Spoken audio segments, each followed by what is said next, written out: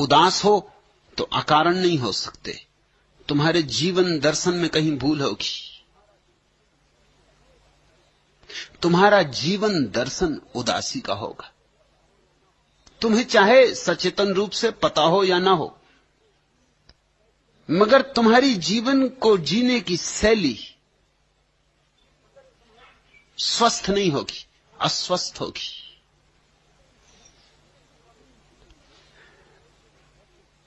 तुम जीवन को ऐसे ढो रहे होगे जैसे कोई बोझ को ढोता है।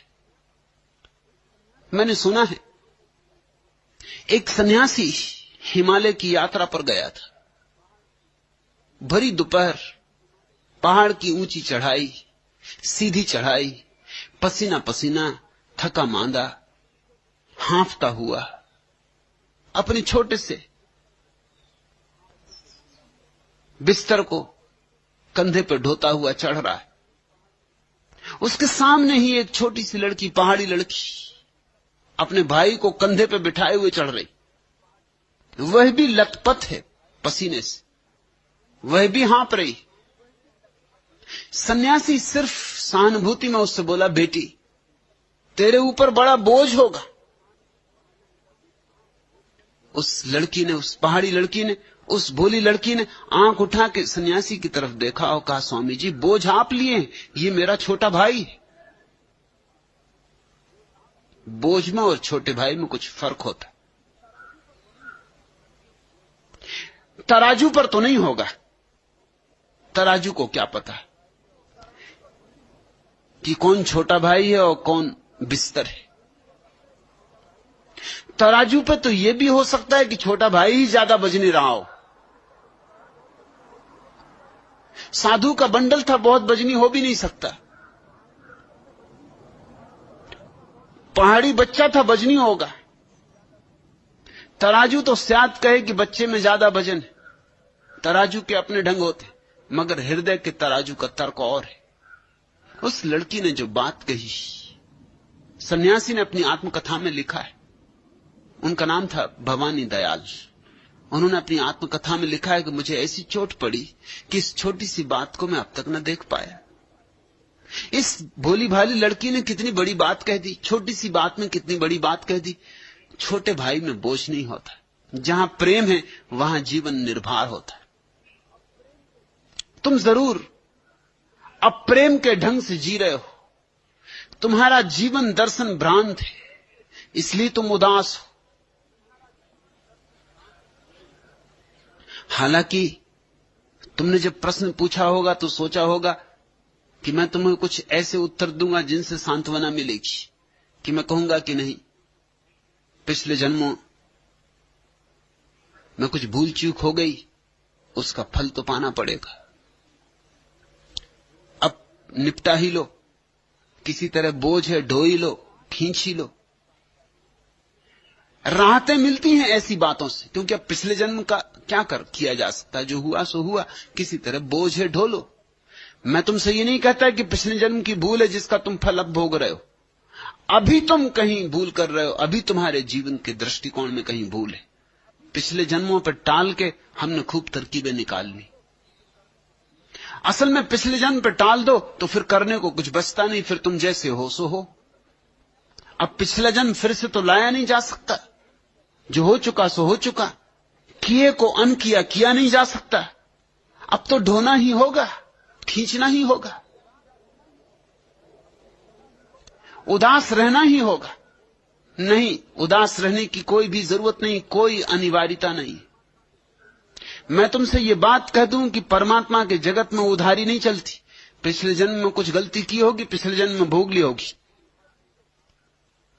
परमात्मा कल के लिए हिसाब नहीं रखता। वो ऐसा नहीं कि आज नगद कल उधार।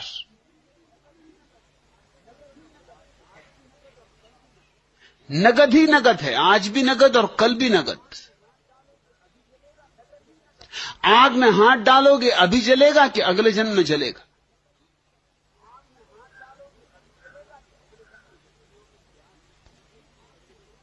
पानी पियोगे, प्यास अभी बुझेगी कि अगले जन्म में बुझेगी? इतनी देर नहीं लगती प्यास के बुझने में, ना हाथ के जलने में। मेरे देखे जब भी तुम शुभ करते हो तत्क्षण तुम पर आनंद की वर्षा हो जाती, तत्क्षण, देर अबेर नहीं होती। तुमने कहावत सुनी कि उसके जगत में देर है अंधेर नहीं। मैं तुमसे कहता हूं कि देर हुई तो अंधेर हो जाएगा। न देर है न अंधेर है, सब नगद है। तुम जरा फिर से पुनर्विचार करो, अपनी जीवन शैली को थोड़ा जांचो। अब जो आदमी ये मान रहा है कि घर गृहस्थी पाप है, वो घर गृहस्थी में रह के कैसे प्रसन्न हो सकता है? कहो मुझे, कहो कैसे प्रसन्न होगा?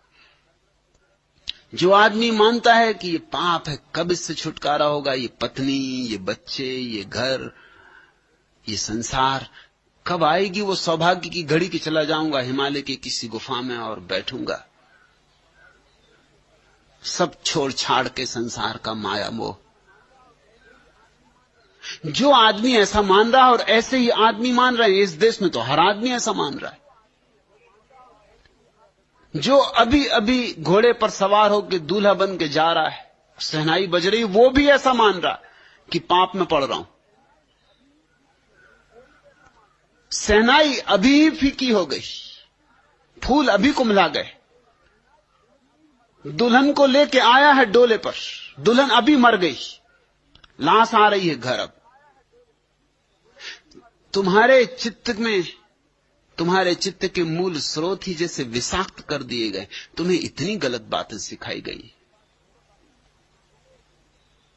मेरे पास युवक आ जाते, वो मुझसे पूछते हैं कि शादी करें या ना करें।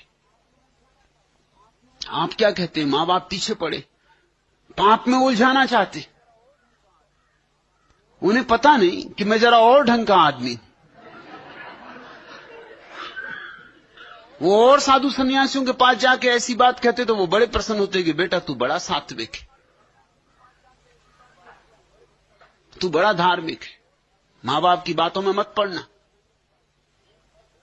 ये तो माया मोह में उलझाने की बात है, तेरे भीतर बड़ा बोध जगा है।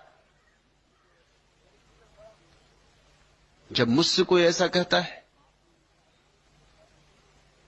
कि मुझे पाप में उलझा रहे हैं, तो मैं थोड़ा सोचता हूं कि ये युवक अगर विवाह करेगा तो मुश्किल में पड़ेगा, अगर नहीं विवाह करेगा तो मुश्किल में पड़ेगा। इसकी जिंदगी में उदासी नियति हो जाएगी। नहीं विवाह करेगा तो इसकी प्रकृति बदला लेगी, इसके जीवन की सहज आकांक्षाएं अतृप्त रह जाएंगी, तो चित्त खिन्न रहेगा, दबाएगा वासनाओं को, वे उभर उभर के आएंगी, तो जीवन एक अंतः संघर्ष हो जाएगा, एक आत्मिक कलह हो जाएगी। ये 24 घंटे अपने से लड़ेगा, और जो अपने से लड़ रहा है वह प्रसन्न नहीं हो सकता। उसकी ऊर्जा तो लड़ाई में ही क्षीण हो जाती, उसकी ऊर्जा फूल बनने को बचती ही नहीं, उसके भीतर कभी सहस्त्रार नहीं खिलता, नहीं खिल सकता। और अगर ये विवाह कर लेगा तो अभी से ये कह रहा है कि पाप, तो ये बोझ ढोएगा, ये पत्नी, ये बच्चे, ये घर द्वार, और उदास रहेगा। हमारी जीवन को देखने की पद्धति में कहीं बुनियादी भूल है, हमारा गणित गलत है। तुम कहते हो मैं उदास क्यों? तुम उदास हो क्योंकि तुम्हारा फलसफा, तुम्हारा दर्शन शास्त्र तुम्हें उदास कर रहा है। तुमने जिन धर्मों को पकड़ लिया है वो तुम्हें उदास कर रहे हैं।